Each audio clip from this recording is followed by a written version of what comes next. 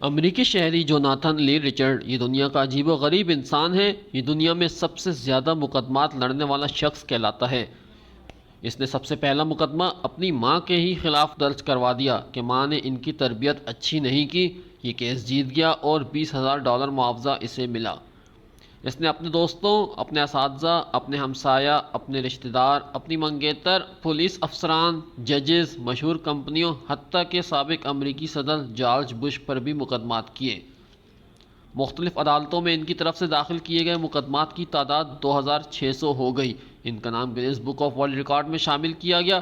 اس نے Guinness book of world record مالکان کے خلاف ہی مقدمہ درج کر دیا کہ ان کی اجازت کے بغیر ان کی ذاتی زندگی سے متعلق مواد کیوں شائع کیا گیا۔ مختلف مقدمات میں یہ ہرجانوں اور معاوضوں کی صورت میں $8,50,000 جیت چکے ہیں۔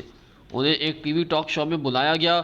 اس نے انتہائی دکھ اور رنج کے عالم میں میزبان سے سوال کیا کہ کیا وجہ ہے اتنی شہرت کے باوجود میں تنہا زندگی گزار رہا ہوں، کوئی مجھ سے پیار کرنے والا نہیں ہے۔ ٹی وی میزبان اس سوال پر ہنس پڑے اور کافی دیر تک ہنستے رہے۔ یہ ٹاک شو چھوڑ کر اٹھا اور ٹی وی چینل کے خلاف ہی کیس کر دیا، جس میں انہیں $50,000 ملے۔